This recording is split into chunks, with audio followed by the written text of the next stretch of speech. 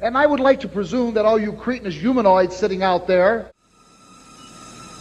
Hi, this is Bobby Brown, and welcome to another fucking podcast. Truly a sight to behold. The man beat the once great champ. Now a study in moppishness. No longer the victory-hungry stallion we've raced so many times before, but a pathetic, washed-up, aged ex-champion. All right, let's go. I think you know the guy. And I think you know him pretty damn well. His name is Izzy Presley. Izzy Presley. Izzy Presley. Izzy Presley. Izzy Presley. Izzy Presley. Izzy Presley. What's my name?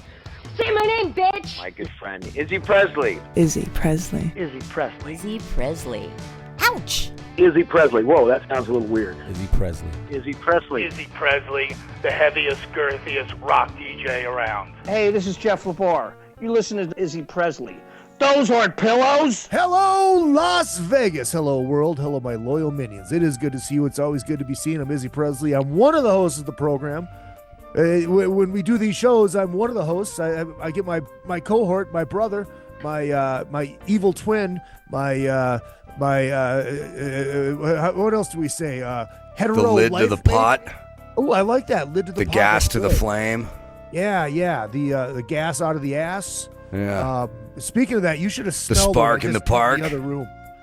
Spark in the park. I like that. It is another effing podcast, and with Mike Dawson and Izzy Presley. I love it when I can say that because I do the Patreon so much and I do it alone. It's like then all of a sudden I get to do it with my brother again, and that sounded really bad. It's been some time, dude. I have not been able to join you on this show for a little bit. Thanks for doing it in my absence. But it's good to finally sit down and say, "What's up, motherfucker?" I know, dude. Just look, we have a great show. We have a great show tonight, or we're going to get to that. Mm-hmm. We have an icon in the rock and roll world. That's talking right. about his new Cactus record, which is phenomenal. We have a double bubble of Motley Monroe doing, dating tips from porn stars. Who's she now? She's a very voluptuous, stunningly beautiful. Does that mean full-figured? Full top-figured. Full top-figured. Okay, good. Yeah, no, good. she doesn't. Good. It's the ass doesn't look like my couch. I'm just curious. Is she like a big fucking? Does she shout at the devil with the first name like Motley? Yeah, she's a fucking rock and roll girl. She's a rock and roll girl. Okay. She loves rock and roll. I mean, she better be. Oh yeah, and Yeah. she looks like a video vixen from the 80s. Okay. She is right up my butthole. No, not butthole. She's right up my alley. She's There you go. Exactly That what I was the look word. for in a woman. That was Hot, exactly. blonde, big knockers, out of my league. I can spank it to her in the bedroom when she's not here because she will never be here. So I will just keep spanking it and spanking it and spanking it. And then I finally won't look like I'm getting elephantitis of the nuts because I haven't had sex in 3.5 years.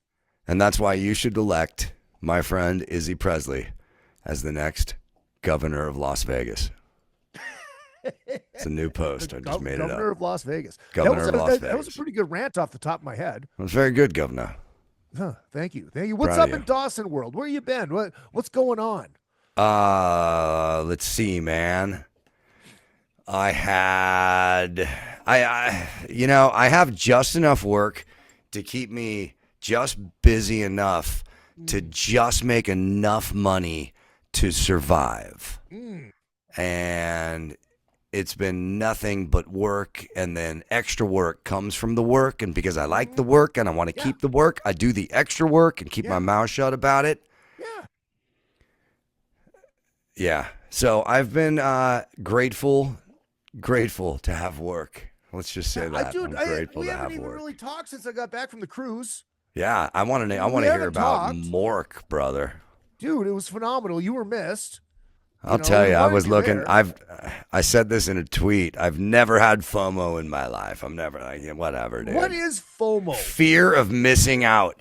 And it wasn't the fear. It was actually missing out. I had the Mo. I didn't have FOMO. I had Mo. and it hurt, man. Fire emoji, dude. You know what I mean? Man, you missed a good time. You missed 4 great comedy shows. Yeah. 4 shows. 4 shows. Oh my God. 4 nights in a row. And I got better and better each night. Good. And I got more heat each night, which Courtney loved following. Sweet. Because of my closing joke. Good. I have my bit about erroneous 3-word sentences. Love it. Closed on, erroneous. If you don't know what it is, it's shit that doesn't exist. It's not real. Mm-hmm. Like huge Asian cock, stuff like that. But I closed on competent female driver. And the crowd loses their shit. Yes. Girls are hissing. Guys are trying not to laugh because their woman is sitting right beside them. And I go, that's my time. Coming up right now, Courtney Cronin. And she loved it. Nice. It's like you made me feel like that heel wrestler that back in the old days when it was good guys and bad guys. Yeah. And that bag, the punching bag. Roddy Piper, that people just fucking hated him. And he would say something, and that heat, it's like, oh, I'm doing the Hogan. Yeah, bring it in. Bring it in. It was beautiful. It was a good nice. So yes, you were missed. You were missed. And but we got the mountain. We got the Mountain Music Festival coming up in August. Which it's do you know the website off the top of your head? No, I don't. I think it's the mountainusa.com. If you just search for the Mountain Music Festival, or I could just look you will find it. It's in Gatlinburg. Gatlinburg, TN in August, like the 23rd, 24th, 25th, something like that. No, that is not it. Okay. Mountain Music Festival. Mm-hmm. Okay. Let's see. Oh, the Mountain USA.com and Night Ranger, fucking Rick Springfield, Faster fucking Pussycat. Is Faster on it? I believe so. I don't want to say Faster and then they're not on there. Dangerous Toys, which is going to be glorious. Warrant, John Waite, which I'm very excited for. Oh, hell yeah. Tora, Sebastian Bach, Reb Beach, Ted Poley. Hold on. Oh, yep, Faster Pussycat. I did not lie. So there's that. Beautiful. There's that. You have any comedy shit coming up, Dawson? Comedy shit? Let's see, man. Tuesday night, next Tuesday night, May 12th, I'm at Yamashiro for a Jay Davis comedy night. Yamashiro, I know you might have heard of this, but so in the early 1900s in Los Angeles, some rich Japanese guy who was out here in LA had a house built for him in Japan. He shipped it over on freighter and had it assembled on a piece of land he bought in the Hollywood Hills, which is coincidentally right up above the Magic Castle. Oh, yes. I'm very familiar with that place. It is the craziest fucking Mr. Miyagi koi pond Japanese restaurant you've ever seen in your life. And I'm doing a comedy show there. Jay Davis does a comedy show there every Tuesday night. And this will be my second time out with him. So Yamashiro on Tuesday night, and then I'm at the Ice House on June 12th. So May 12th, June 12th, and then I start something cool in Vegas in late June. I'll let you know about that because it's not papered yet, so I don't want to say anything and look dumb when it gets canceled. Very well. But as soon as it's papered, I mean, it's everything but papered. It's just not papered. Like Waterworld, dude. It's not papered. Dawson, you know what I did forget? Tell me. And in honor of our brother Johnny Hazard's birthday today. Oh, it's Johnny Hazard's birthday today? Yeah. I got to shoot a text. Yeah, he's currently playing right now. Okay, well, he's going to get a text from me while he's playing. Yeah, he'll love that. So, goddamn crack one for the working man. And, crack one for Johnny Hazard. So the show this evening, yes, we already talked about Motley Monroe. She's been coming up in a second. But Carmine Appice. Yes. Carmine Appice. Now, we did this interview already. This is at night. We did it in the morning. We're not going to like geek out right now. We're going to save that for when we're talking to Carmine segment. Appice. After we talk to Carmine Appice, but we already talked to Carmine Appice, but we're going to record that segment after this to make it look like it was after we talked to Carmine Appice, even though this is after we talked to Carmine Appice. Capiche? That makes sense? Capiche. That makes sense. That makes sense. Coming into this, what were you looking forward to? I was looking forward to asking about the olden days. Yeah. You know, one thing that my only regret of the interview is that I didn't get a chance. We ran long. It was tough to squeeze it into the schedule, but I was curious about one thing in rock and roll where, Stevie Wonder's Superstition. Well, apparently they gave that to the Jeff Beck group before Stevie's was released. Really? And Carmine supposedly played drums on it. But I'm not sure. I don't think Beck ever ended up releasing his until maybe like 30 years later and was like, oh yeah, we did it too. But it was like by the time the story is, I'm not sure 100%, but I think the story is by the time Jeff Beck was done with it, Stevie Wonder's was already out and it blew anything away that Jeff Beck had currently or was working on, or it just blew any chances of Jeff Beck's version of Superstition being anything because Stevie Wonder already saturated the market. But so the thing I was really, really happy about to be able to talk to Carmine is to verify and de-verify some of these stories that I've heard from 50 years ago in rock and roll. Well, hold on to those stories because he wants to come back on the show because I said at the end of the interview, I'm like, dude, we only scratched the surface. And he's like, we didn't even get into Blue Murder. Yeah. And he's like, well, video's coming out. I'll come back on. Good. And when you guys watch this interview, when you guys listen to this interview, you will know why we went long. Mm-hmm. And we could have went another hour easily. Easily, but Carmine's the dream interview too because he likes to talk. Yeah, he wants to talk, and he wants to tell stories about shit you don't even ask about. Yeah, which is awesome. Great, I love it. So, what do you say we get into this? But before we do that, I want to say, if you're hearing this right now, you're going to hear ads all the way through the show. You shouldn't have to hear ads. You know how you don't hear ads? Patreon.com/RealIzzyPresley. You get the show. It's Monday. You're getting it on Monday, but you're hearing it this weekend. You have to wait, and you have to listen to ads. It's so dumb. Pay the $5, and you get like another whole week worth of shows with just me babbling like this. It's a good time. But Dawson also is on a Patreon. The Water Cooler. The Water Cooler does have a Patreon. I believe it's patreon.com/watercooler. Yeah. And then and all the socials, Real Izzy Presley, Twitter, Instagram, Facebook, TikTok. My slap video from Cruise of the Edge. Instagram and Facebook, I'm at about 175,000 views. TikTok, I'm at about 75,000 views. That's amazing, dude. Twitter, about 200. 200 views. 200 views, yeah. Of course. Yeah. Of course. So, but check all that shit out, dude. We both do. You do CAMEO. I do CAMEO. Mother's Day is coming up. Get mommy something nice. That's all I'm going to say. But until then, here's the illustrious voice of the amazing Mike Dawson from the Adam Carolla Show.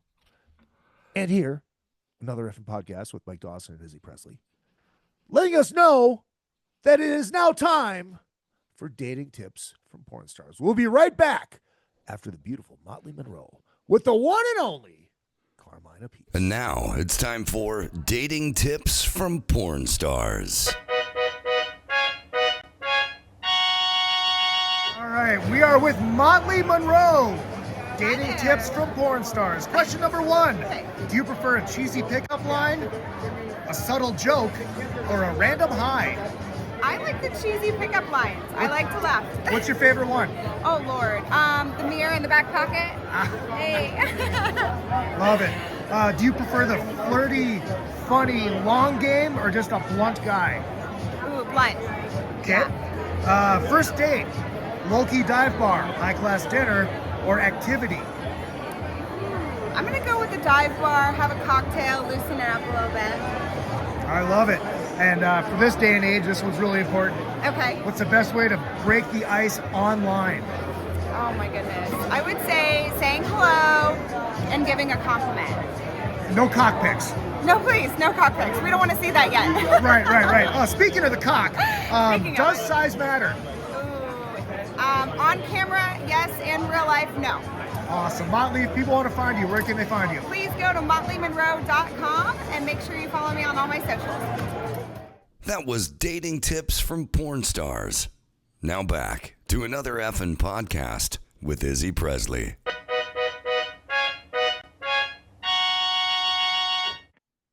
All right, we are back, and that was dating tips with porn stars, or from porn stars, I should say, with Motley Monroe, ladies and gentlemen. Joining us right now is a drummer of iconic status. You know him from Vanilla Fudge, Rod Stewart, so many other, and the Paul Stanley 78 solo record, which we will get into. Ladies and gentlemen, Carmine Appice, welcome. Thank you. So, hey man, it's great to have you. The album is called Temple of Blues 2. It is out now. It is out currently, and the first one came out in 2024. What made you decide to do it again? Well, it did well. I mean, the first week it came out, they don't have it anymore. They don't have the Billboard Blues chart anymore. You believe that? Mm-hmm. Yeah. Everything's going away. And it broke in the blues chart at number 3 last time. You know, so and it was all over the blues charts of Amazon. So I looked at Amazon, expecting it should be on there, and it's not on there yet, and hopefully it is. But the other album's on there. One is still on there. It's number 60 out of 100. I said to the label, how come that one's on there? And the new one ain't on there. The new one's certainly outselling that one now. Huh. So they don't know. So they don't know anything on the charts. Yeah. No, that's ridiculous. They said it's so weird, the whole thing now. But it seems to be doing good. The video is really good. Did you see that video? I didn't watch the video yet. Yeah, so we're working on a new video now with me and Billy Sheehan and Eric Gales. And it's going to be like a story, you know. And we did some live shooting at the concert we did a month ago for charity. And we had all kinds of people, and a lot of people from the album on there. And so we're going to use, I think, the Backdoor Man from the live shot as we need some live footage. And it's, I listened to it, they're both the same tempo. So it could work out good. Lucked out. And it's going to be, you know, all kinds of crazy stuff, you know, like, I don't know, Panthers turning into witch doctors. Yeah. Well, that's how you know. That's how you know you're playing with absolute pros. I mean, you obviously are. But when you can play a live track at the exact same tempo without a click, and it's exactly the same. Well, it starts at the same tempo. I don't know where it's going to end up. Sure. Because, you know, it'll go like this, you know. Yeah, of course. You know, but that's live rock and roll. Rock and roll's not supposed to be perfect. There was this guy that we only need shots. We don't need the video. Exactly. We're gonna need shots of us playing, and my editor's we're gonna do something like we did with the other one. You know, like the Dee Snider driving the car. That's all AI. Oh, really? Yeah, and the girl, you know, turns into the beautiful woman from the chicken. The rooster. That's all AI. Going in that room there, pushing the button, Frankenstein thing, that's all AI. It's amazing what they can do. The only thing that's real on that is us playing the song. Right. Well, good. I'm glad we didn't use AI for any of the music. I'm doing the same kind of thing as playing the song will come from the live shots, you know, because we already have that. Otherwise, we got to get guys talking to the cameraman, then we got to do it with Eric. Do it with Billy. Everybody's schedules are crazy, you know, God knows how long it's going to take. So we were just going to make a movie out of it, you know. Oh, really? Without even having anybody in it, you know, make a complete weird movie. But I think we're going to make a weird movie and put us in it from the video. Oh, that's badass. I did want to ask you. I got to call my guy back. Sure, he's calling me today. I did want to ask you. You have Melanie on the record, but Yeah. she passed in 2024. When did you record that? When did you have her record Well, that? right after, like 3 months after she passed, because Cleopatra Records, that does my records, the owner called me and said, "We have a really cool version of Purple Haze done by Melanie, and we have the ability from the estate to use her vocals." Oh, wow. I said, "Wow, let me hear it." So he sent me the vocal, I think of the vocal and an acoustic guitar. And I couldn't believe that was her voice. I said, "Wow, so that scream she does sounds like Janis Joplin." Yeah. Yeah. Wow. So I said, "Yeah, we could work with that." So we had to put it in with a click, and we had to spread it out a little bit. My engineer producer, co-producer, Pat Regan's amazing. Yeah. Stuff he does, like he takes my drum sound and makes it amazing, and his mixes are amazing. So we spreaded it out on a click, and then I arranged it in my head, and I said, "Well, the verses are this long, and then at this point we're going to do a solo, so I have to cut a voice out for 8 bars, all right, and then bring it back in, and then we'll do another solo for 8 bars, and then up tempo, and back down. Then it goes to her by herself. Yeah. It picks up by herself with the band and goes out, and then when it ends, you got her voice by herself. So you have to like map it out. Sure. Once I mapped it out, then I played drums to it. Once I played drums to it, then I gave it to my guitar player, and he did the guitar to it, and a temporary bass. And our bass player was out of town, James Caputo, so we got Tony Franklin to play bass because he's like whenever James can't do it, Tony fills in with Cactus. Okay. You know, and it's awesome. So we got him to play bass, and so we got her voice, and there was some other things on her track where the vocals going ooh ah, which I like. Yeah. I put that in at the end with me doing it, and I put some percussion on it and stuff, and it sounded killer.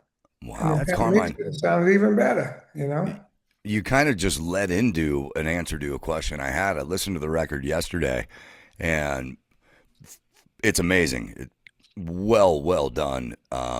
Your drums are mic'd so beautifully, and I'm really, really happy with the sound of the kick. Every now and then, somebody gets creative with the kick and does all this high-end shit. Thanks for not doing that. No, Drums should sound like drums. My drums are drums. Yeah. When they record now, they go, "Look, this is the kick." Yeah. That's the kick. Yeah. All attack. So these drums are 1971 Cactus Ludwig maple bass drums that are seasoned, 24 by 15 diameter. And I even got the old Ludwig heads on it. And it just sounds amazing. When you hit that bass drum in that room, it just explodes. Now, what it sounded like to me on the first listen was it really sounded like the whole project started with drums and everything else filled in around it. It did start with drums. Yeah. And the arrangements started with me. Yeah. With a click. And the way I've been recording lately with those last 2 albums is I put a click down, and then I think about the song, which is any of the songs. Let's say one of the 7 songs from the Howlin' Wolf Electric album, which is all those blues songs came from that album. At the album, we also got Evil. Yeah. Off the album, 71. So the album was given to me by Jeff Beck and given to him by Jimmy Page. You listen to that album, you hear Led Zeppelin's first album on it. Yeah. And you hear some Jeff Beck stuff on it. And you hear Evil from Cactus, which is in Hijack on Apple TV now at the end of the second week, the second season, first episode. At the end, Evil is playing through the credits. Crazy. So that album has so many great songs, that Howlin' Wolf album, and the drummer Morris Jennings is awesome. I love this guy, and I love his drum sound. So a lot of the stuff where I'm going, that's him. Wow. Me copying him, and then take it after the verse. I do my own stuff. When it comes back to the verse, I go to that, with different drum sound that I get.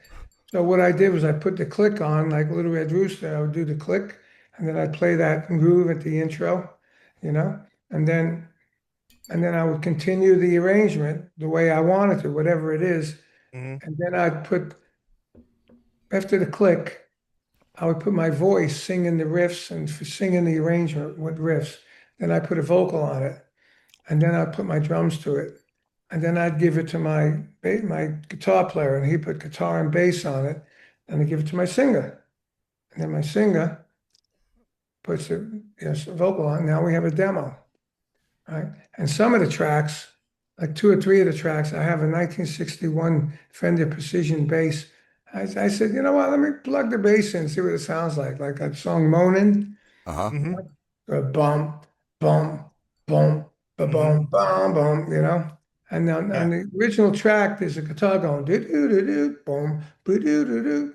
I have a B3 in my lap in my what do you call it? My iPad GarageBand.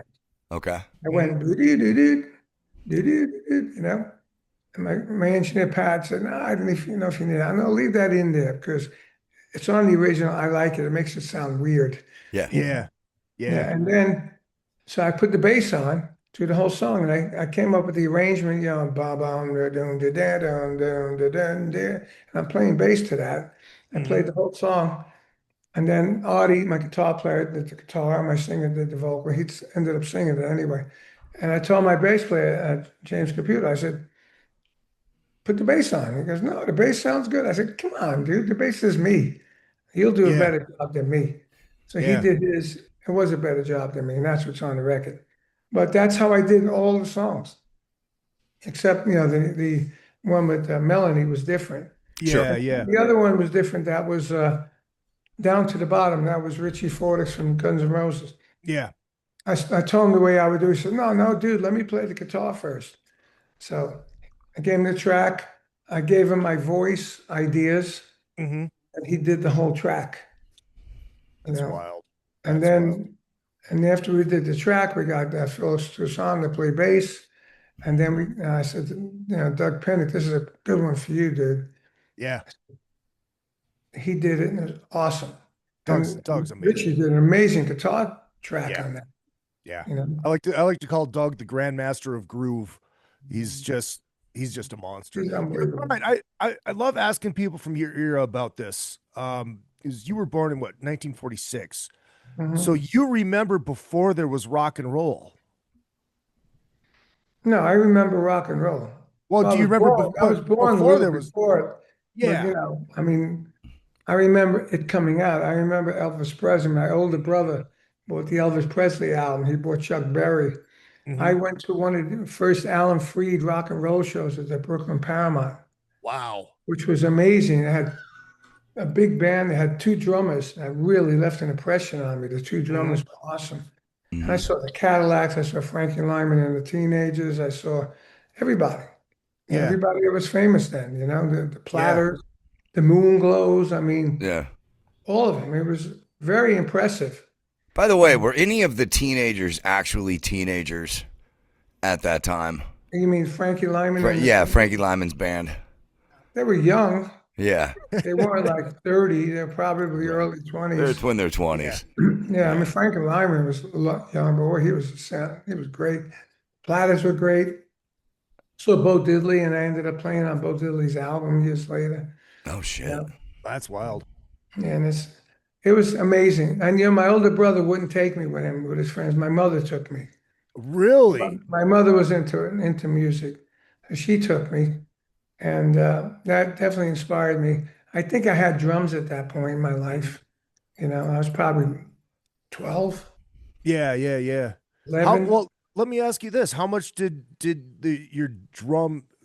If you're playing drums already before the Beatles, how much did the Beatles change you? Nothing. Okay.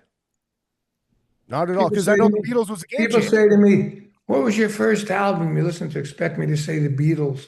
No. Yeah. I said Gene Krupa and Buddy Rich. Yeah. Wow. I learned those out. I learned that, and then the Gene Krupa Story soundtrack to his movie, which I saw. I bought the movie, You know, I learned every note on those albums, you know, every note on the solos. I mean, what I can do anyway. My versions of the solos. Mm-hmm. And that's what I grew up on. I didn't like the Beatles when they first came out. I thought it was real teeny bopper bullshit. Yeah. You know? Matter of fact, in the bands I used to play, we would put Beatle wigs on and do dirty versions of their songs as a group. You know, didn't take anything serious until Vanilla Fudge. And when Day Tripper came out, I thought that was pretty cool. Mm-hmm.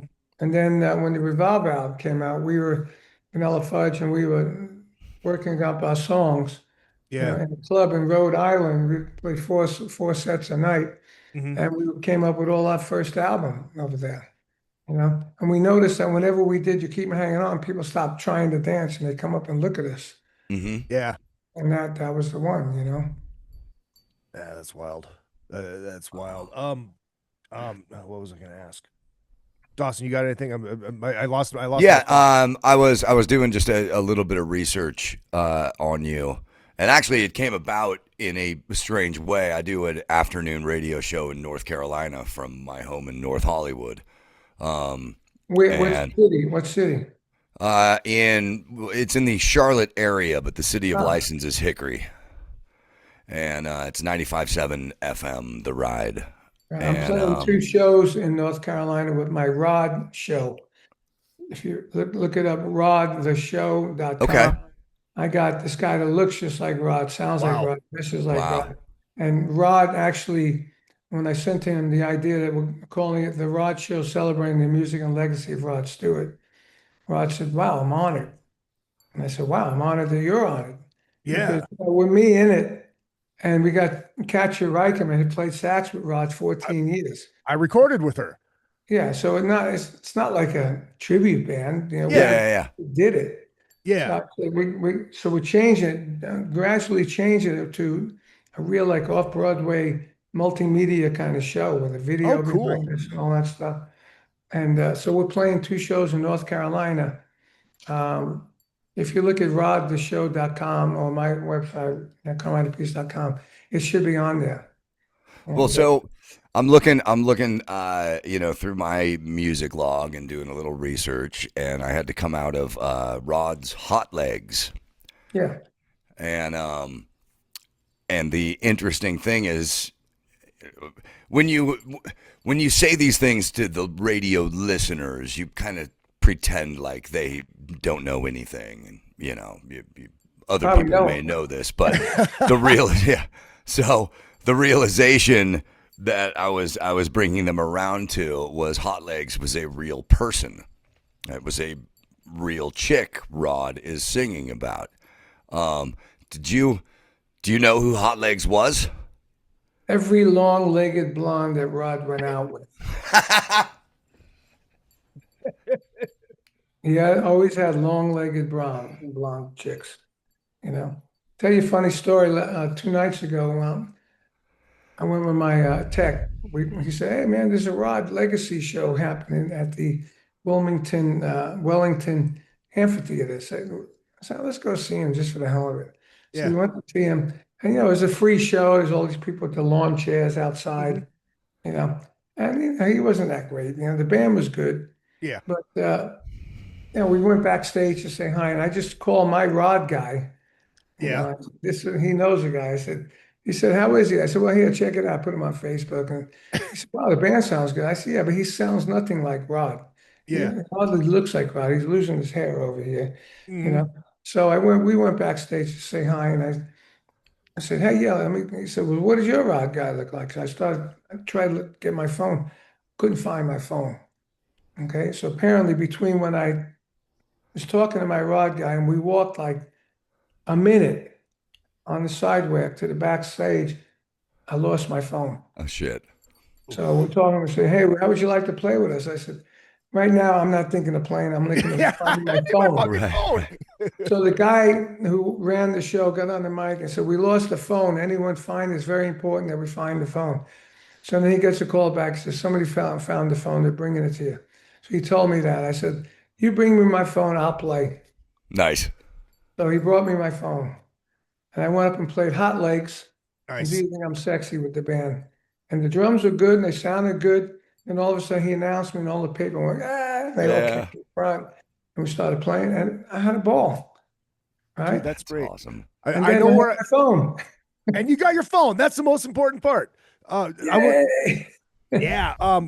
I was going to ask you when you were talking about the drumming thing and Krupa and all that stuff, do you think, because I know people from your ear, like Peter Criss, there was a swing, there was a feel. Do you think drummers are two machines now where it's just, there's no feel anymore? They are machines. Even like we talked about the drum sound. They all that, you can't even hear that if you play real drums. Yeah. But that's why they get, this is the drum sound. How fast you can hear this, But there are a lot of really good drummers. I mean, some of the stuff they're doing is ridiculous. I've been teaching drums since 1971, doing clinics all around the world.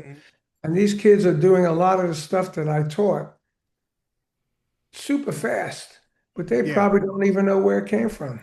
At the time, I was the only one doing that stuff, So, but they're great. They're very limber, but they're young. I mean, when I was young, I was all over the place. I look at the video on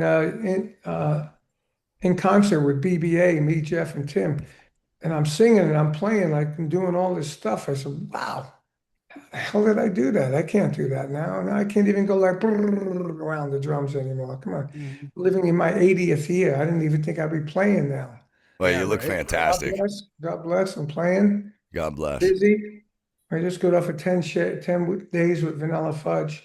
And, and we're going this weekend. We're going to Chicago and play a theater over there with my Rod show. And then next week, and the week after that, we're playing a show with Vanilla Fudge. It's not like big tours, But, if in order to do big tours like Rod Stewart and those guys, they do big tours. They got their own jet. Their own doctor. They got their own people that does the clothes. They got the masseuse. They got everything. Because I toured with Rod. I know what he got. We had our own plane. We did all that. But, at this age, it's hard to, to drive around. And, even in the bus, I hate the bus. I didn't have a bus tour until 1984, with Ozzy. The first time I did, 60s, 70s.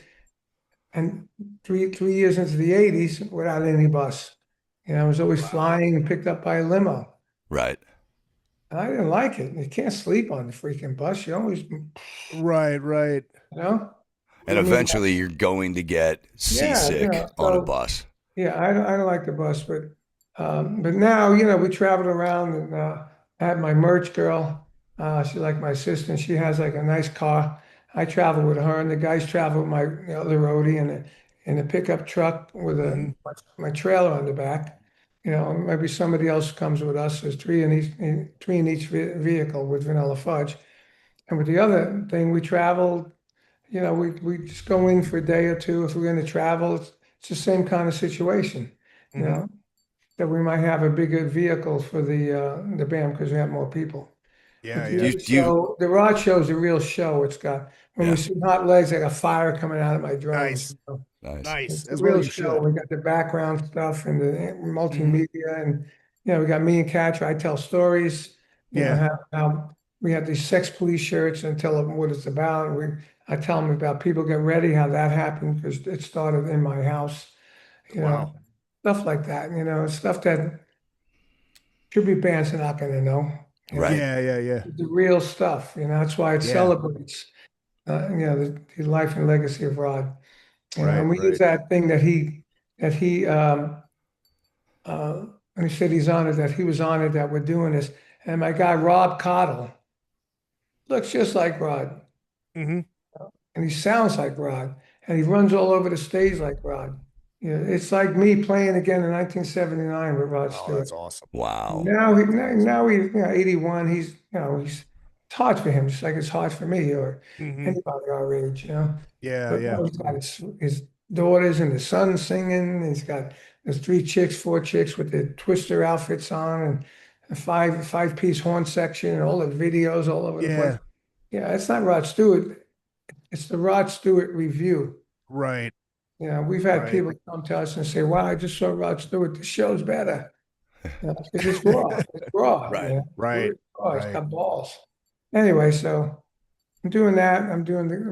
Gonna do some Cactus shows in July in the Midwest, and the one we just did was awesome. We gave money. Yeah, that was in Chicago, right? Yeah, we did Tunnel to Towers, Music Yeah. Cares, Music Will, all these, St. Jude Hospital. We gave everybody money, and everybody had a great fun. The camaraderie was Yeah. fantastic. You know, I never haven't talked to Billy in 20 years. Not Billy, Eric. You know, Yeah. and Eric never met Billy, and vice versa. And we all sat down at a table, had dinner, and it's me, Eric Gales, Billy Sheen, and Doug Pinnick next to me, and Bill and Eric's wife. It was just so great. The conversations about our childhoods and Yeah. about like growing up like as black guys in the South, you know, with the churches and oh man, it was amazing. I grew up in Brooklyn. We Yeah. had 5 people in a one-bedroom apartment, you know, 6 people with my brother, Yeah. Vinny. And, you know, knock on wood, we all went on and did good. Yeah, you you know? did. You We all did. did good. Vinny did good. My older brother did great. My sister did great.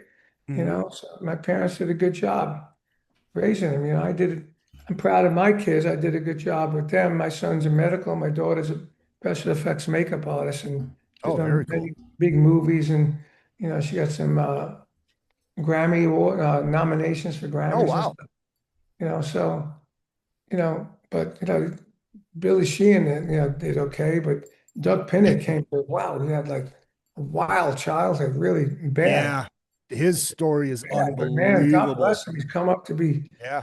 one of the best singers in rock. He's fantastic. Yeah. I love Exactly. him. And his bass playing is fantastic too. Yeah. The Grandmaster of Groove. So it What was can you really say? great, the camaraderie of everybody, you know, and Yeah. Pat Travis there and Mhm. Bumblefoot Yeah. and Tony Franklin, and it was really tremendous, you know. Yeah, that's amazing. I did want to get into the Paul Stanley 78 solo record. What do you remember getting the call about that? And did you really know Me what it and was Paul were for? close in those days, Okay. 1978, because I was playing with Rod. He loved Rod. Yeah.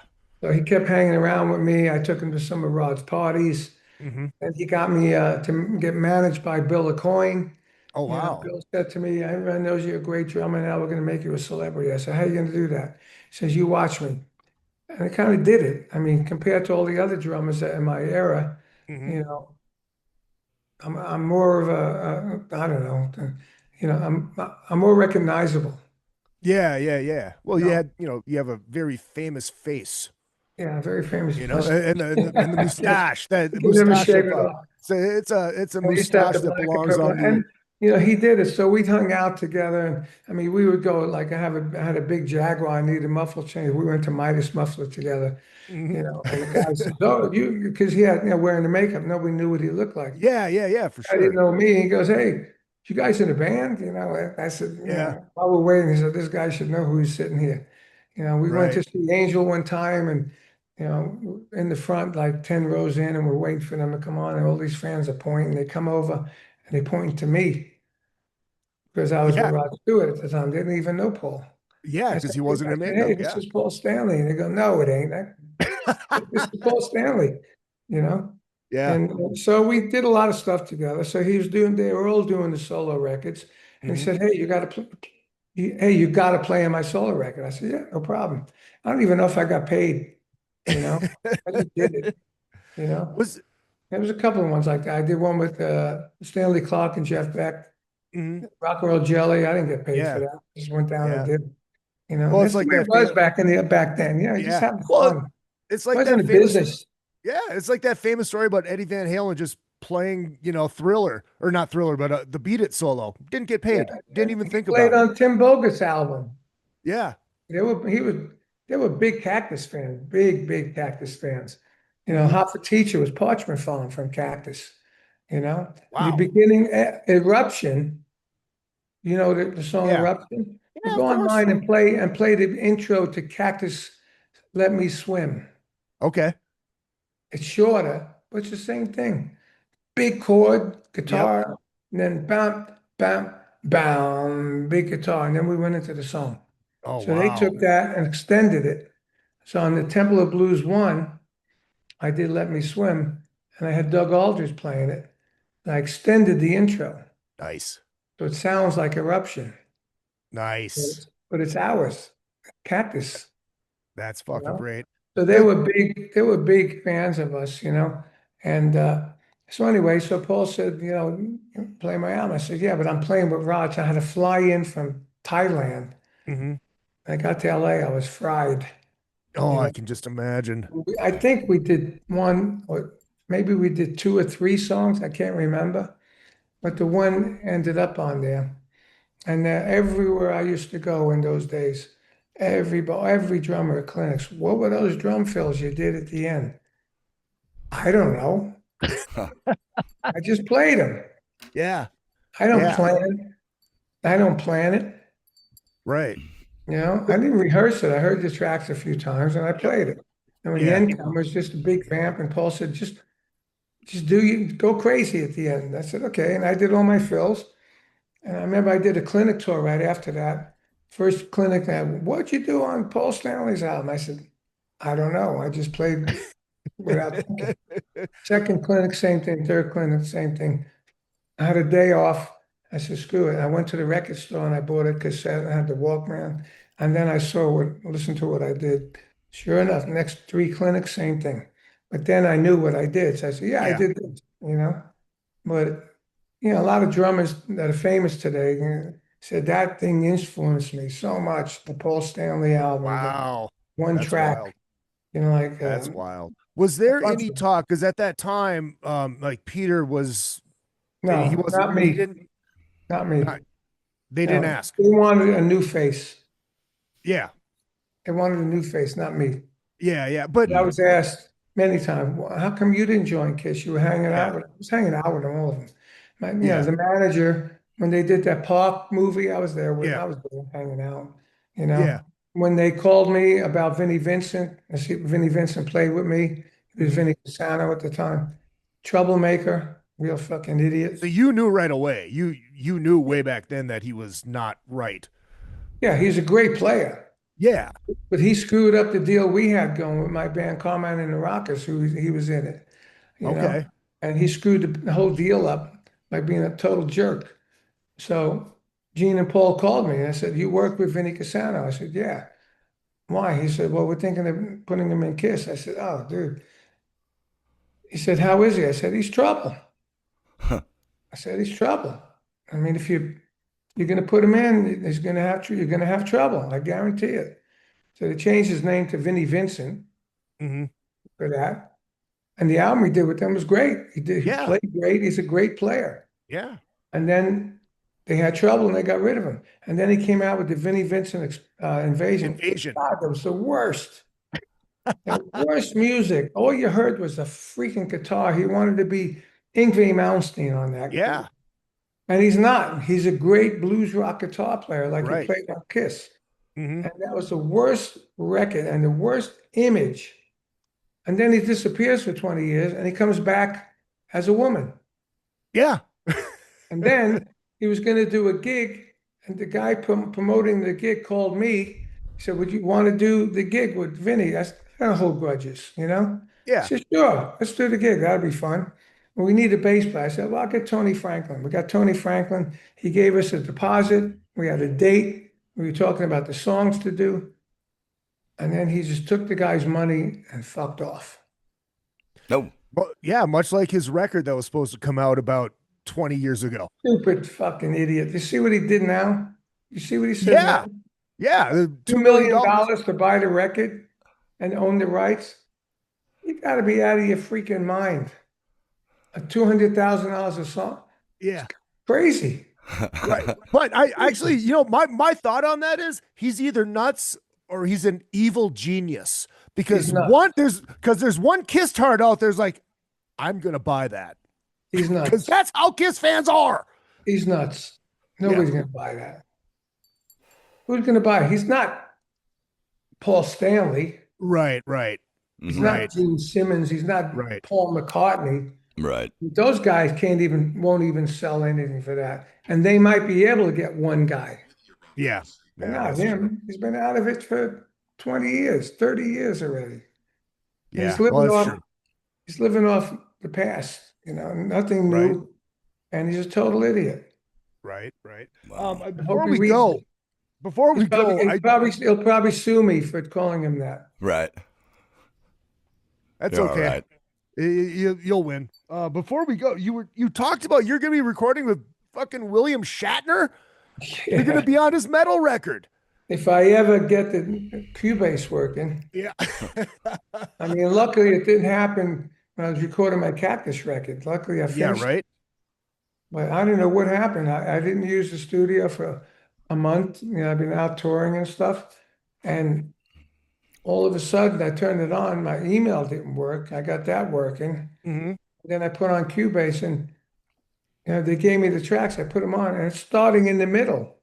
Oh, Jesus. Recording you started zero. Yeah. Should be the beginning of the song. It was the middle of the song. Let's go back to tape. So I thought really. So I thought they screwed up. So I said, send me a new thing and send the click this time. Did it again. I looked at other songs I've recorded already. I know are good, doing the same thing. Mm-hmm. So then I went on Cubase this morning and they said, I'm sorry, but basically it's Yamaha. I'm sorry, but we're out of commission right now. You can't talk to anybody. Mm-hmm. Got up at 8 o'clock to get on there at 9 o'clock exactly, so I don't have to wait for hours. And they said, I kept calling. Then I said, let me call Sweetwater. So I bought the Cubase from them. So they had their tech working with me. Couldn't get nothing. We did all kinds of, we redid it, we reinstalled it, we did everything. Still didn't work. So then I finally get Cubase. They said, which one do you have? I said, I got 13. I said, I'm sorry, we don't no longer support that version. I said, you gotta be kidding me. Yeah. I did that. They did that when I had 10. I bought 13. Now they're doing the same thing with 15, except I guess they screw everything. They must screw something up so they have to buy the new one, Yeah, of course. My That's how it brother always who works. built my system, my brother is an electronic dude also. When in between Dio and Sabbath, he went to school and he used to work for Verizon. He was like work for support. So you call up Verizon for support, you get Vinny. Can I help you? That's pretty funny. Jesus. So he's a geek. So he built his computer Uh-huh. and his studio, and he built my computer and studio since I'm down here in Florida. So he sent it to me like in, I don't know, 2020 or 2021, or late 20. And he's got the same one. He's got number 8 from years ago. Nothing's wrong ever. That's weird. Yeah. So Really weird. does Shatner call you? No. Oh God, It's not. It's the label. Yeah, the label. Patcho Records, the same label as Cactus and my solo stuff. And Gotcha. I mean, they're like my label, even though I'm not signed to them as a label. Right. Everything I've done for the last 5 years or more is with them. I know the owner from when he started it. Gotcha. And then they gave me a contract for 10 sessions. Okay. So when I do a session, every time you do a session, you got to sign a contract. I said, dude, this is ridiculous. Send me a contract for like 10 sessions. So I sign one and I do 10 sessions. There you go. So that's what they did. So the guy that books this stuff called me and said, you want to do it? I said, yeah, I'd love to do it. He said, I'll send you the contract. I said, I don't need the contract. I'm on number 6 now. Okay? It's fucking great. He looked it up. He said, oh, okay, we're good. And then the guy sent me this and that. I couldn't do it. I was going to do it over the weekend. It takes me like a day, 3 or 4 hours to do it. But I'm listening to his supposedly spoken word. The guy's 95 years old. Yeah. It's amazing. Me and my promoter, my co-producer, Pat Regan, we're working with a guy that does spoken word, and we're putting like they do. We got really cool rock behind him, different players on it. Tony Frank's on it, Eric Bloom's on it, I'm on it. Me and him are producing it and making it really cool. It's really cool, So eventually, but this guy's like, he's got his own mind. He's got money. He's got his own mind. We had a deal with, Cleopatra. He said, no, I want to do it myself. I go, okay, let's see where that goes. Right. Hey, Dawson, you got anything else? He's a good guy. And, we created a lot of really good stuff with it. With him. Yeah, and when I heard Captain Kurtz, I said, oh man, Crazy. It's like crazy true. Oh, that's the way it is. Like wow. Yeah. Is there a Vinny? Is there a tentative? Yeah. Is there a tentative release date? I'm still alive. Millions of people. Like oh that. shit. The laugh at the beginning.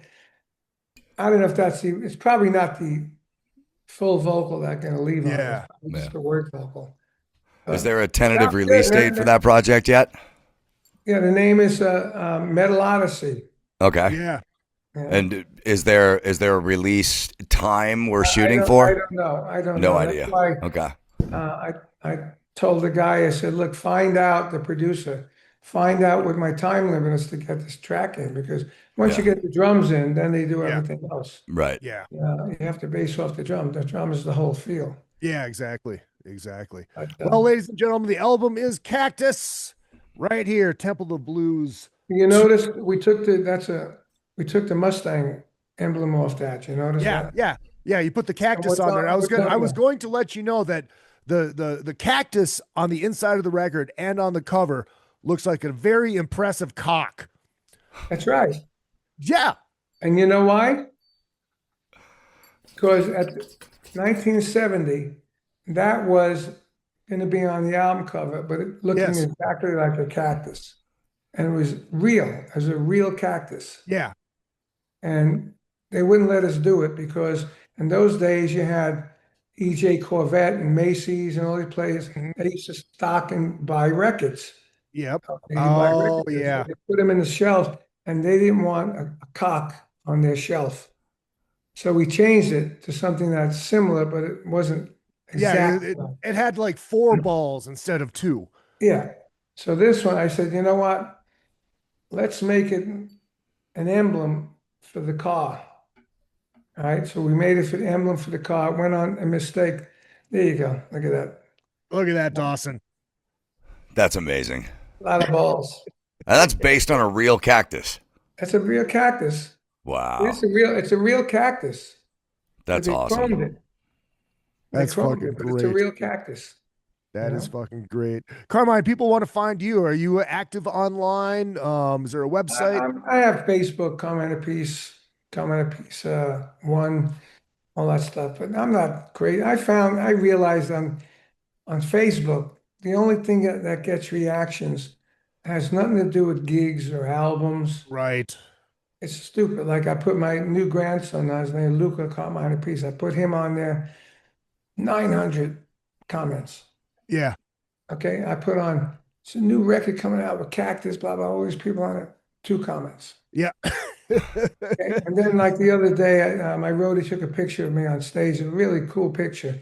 I'm thinking of using that picture. So I put it on there. What do you think? I'm thinking of using this as a new promo shot. What do you think? 600 comments. Mm-hmm. We're playing with Vanilla Fudge at this. Blah, blah, blah. Nothing. 4 comments. Yeah. Yeah. So when all my managers go, put it up. Put it up on your social media. I go, why? It doesn't do anything. No, it doesn't. It doesn't do anything. So, right. So I'm on there maybe once every 2 weeks. If there's something good on there, I just put an ad. This is funny. I put an advertisement we did in 1969 with Vanilla Fudge for Braniff Airlines. You ever hear of them? No. They were a big airline in the 60s, and their saying was, when you got it, flaunt it. So you got all these people like Sugar Ray Robinson and all these famous people coming on the plane and go, when you got it, flaunt it. And the students go, wow, it's Vanilla Fudge. And we all come on young going, when you got it, flaunt it. And we walk on one at a time. So I put it on the YouTube, on the Facebook. I thought that would be interesting. Yeah, for sure. 48 comments. Yeah. Well, hey, it's better than 3. It's better than 3. You know what? I mean, so I don't bother much. I don't even know how to operate Instagram. I can't figure it out. Just to do Twitter. Yeah. Now what I put on, I think when I put on Instagram, it goes to Twitter, or when I put on Facebook, it goes to Twitter. I got 2 Facebooks, a Twitter, and and Instagram. I don't have millions of people, but I got hundreds of thousands, which is all right. But I don't really work it. I don't work it. A lot of these younger drummers and musicians, they work it. They're on their own bed. I don't know how anybody gets famous today, to tell you the truth. I used to listen to the radio. I get people say, well, what new bands do you listen to? I said, you think I have time to sit down and watch YouTube all day? Right. Yeah, right. I don't do that. I used to ride in the car and listen to new bands. Yeah. And even if you listen to Ozzy's Boneyard, you don't hear many new bands. You hear the old stuff. But anyway, so I didn't even know we have a person in my manager's company that does all the website, all the Facebook. Gotcha. I get all my logins as you do it. And she puts the stuff on their bands in town and all this stuff. Yeah. So that's smart. Let them do it because I don't want to do it. I don't even look at it. My tech is with me here all day. He looks at it all the time.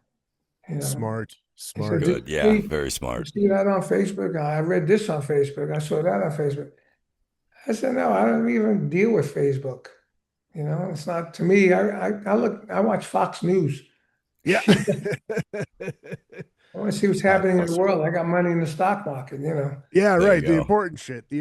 Well, ladies and gentlemen, get this Cactus record. It is fucking great. There is no doubt about that. I got another quick story for you. You got time? Go for it. Yeah. Go for it. So I went to see Shinedown with my neighbor and his kids, 20 and 21, rock drummer, rock guitar player. And they said, yeah, Shinedown is awesome. Papa Roach opened up for them. Right. So I went to see him in a venue, Hard Rock, I think, or whatever. And Shinedown were okay, but Papa Roach were awesome. Really? Great. So I went on the internet and I bought 10 of their songs. I don't do Spotify. Yeah. They rip us off so bad. Yeah. I don't do any of those things, but I went out and bought them for $1 a piece. So they made whatever they make on it, they make. But that's the way it should be. I agree. But that's the new band that I discovered. And they've been around forever. And they are awesome. But it doesn't matter. They're new to you. That's all that matters. Yeah, that's all that awesome. And the way they produce their stuff is the drum sounds and all the sounds are fantastic. That's fucking great. Anyway, I thought I'd tell you that. I love that. I love that kind of shit. But yeah, go see Cactus. Go see Vanilla Fudge. Go see the Rod Show. Catch Dawson daily on the Adam Carolla Show and daily on the radio. 95.7 FM The Ride. Hey, on the radio, you better play some Cactus there, buddy. Yeah, gonna have to. I'll get in touch with the program director. I'll go to North Carolina. I got a bat. Well, I will definitely. I do. Yeah, there you go. That's what I'll tell him. Oh, Carmine, I forgot to tell you, the first time I ever heard about Cactus was in the Anvil movie.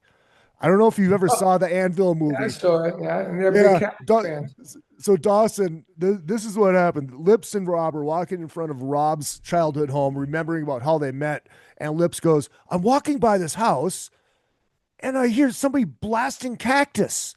And I'm like, who listens to Cactus?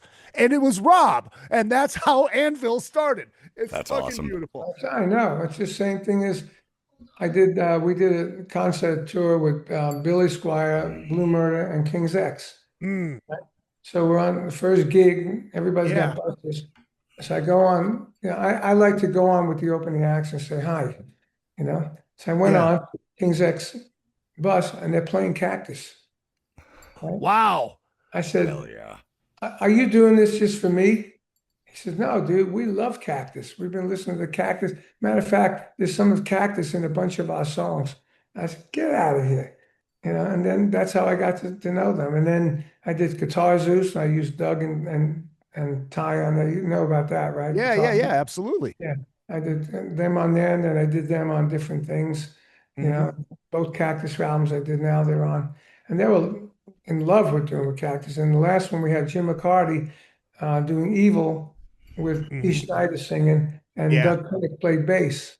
So for Doug, that was like fantastic. And when I went on Joe Bonamassa podcast, we're talking, he said, you know what? You did Cactus Parchment Farm blew my mind.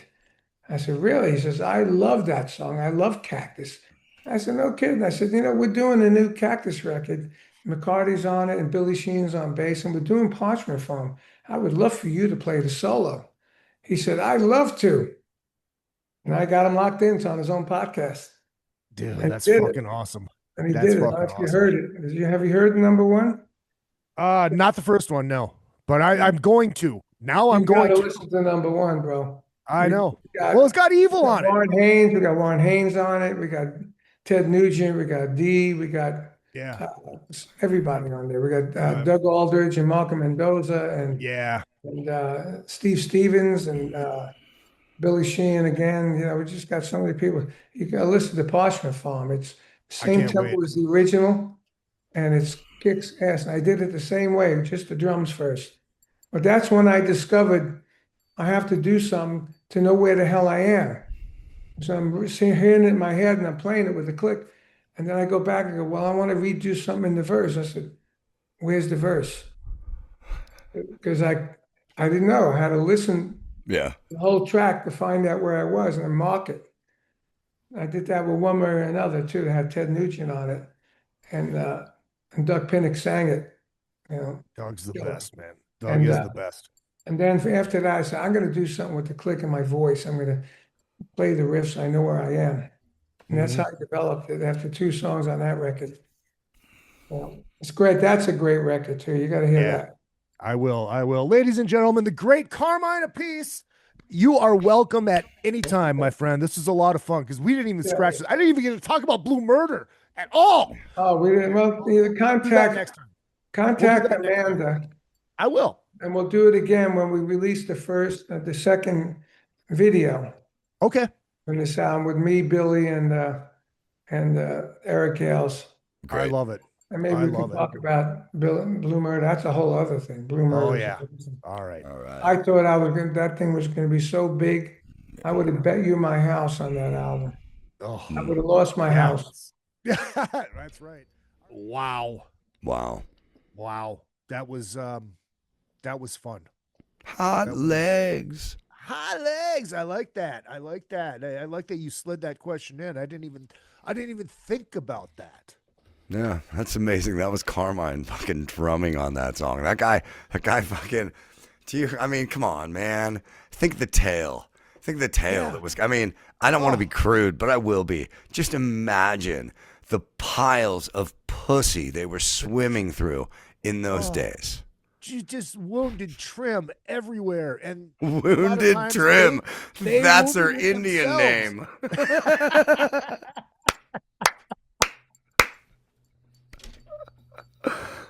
Oh my God. Dude, the Kiss stuff, the fucking Vinnie Vincent stuff. Wow. All right, this is why I love guys that have been around for a long time, because they don't give a fuck anymore. And they have what you like to call 10 middle fingers. Yeah, all 10. All 10.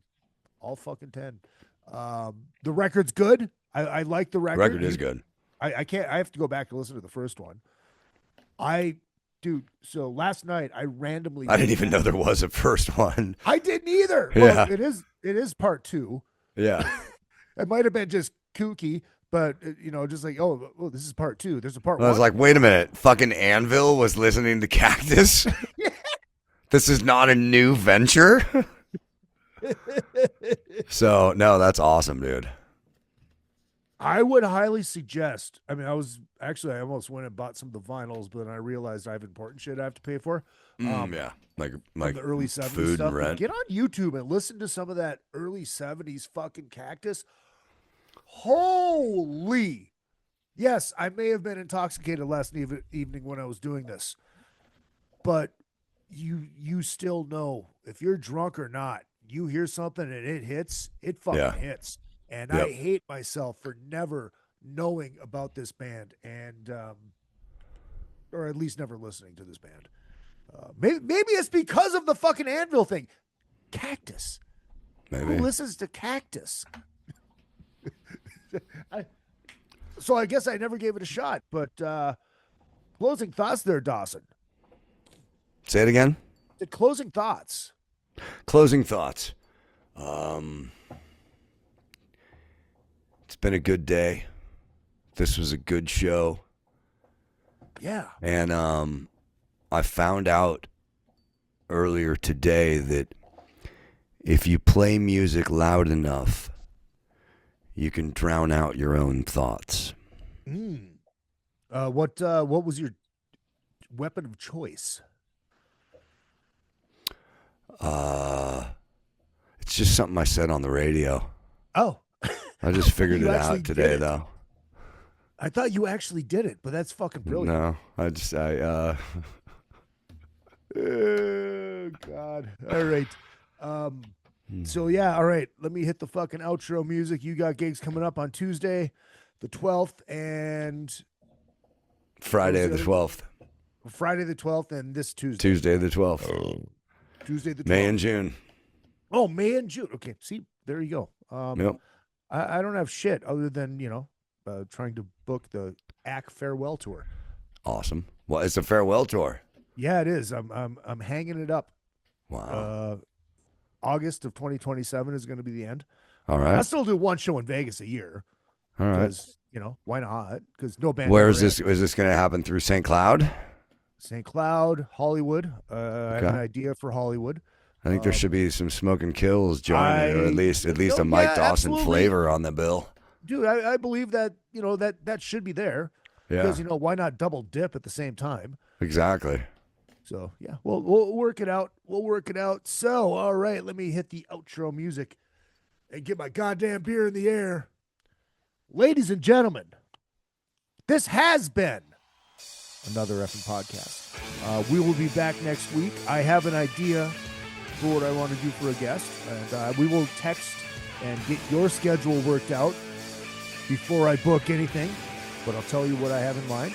I don't want to jinx it by saying it, but it's somebody we both know that I haven't asked yet, but I'm sure it's fine. I'm good. I'll do that. That's good. It should be good. But I have to ask. Hit up, the Water Cooler Patreon. Hit up my Patreon, patreon.com/Izzy Hear all this shit ad free. Get the video for everybody too. Fucking why not? Just do it. Just fucking do it. And go to thesmokingkills.com. You can still buy our record, which is really Dawson's record because I wasn't on the record. But that's fine. You play it. We play it. We're working on shit. So there's that. Follow Dawson at Dawson Angeles. Follow me, Real Izzy Presley, Twitter, Instagram, Facebook, all the way across the board. On behalf of my brother, my best friend in the world, Mike Dawson, my name is Izzy Presley. And what I lack in talent, I make up for in cactus cock. Wow. That is a callback.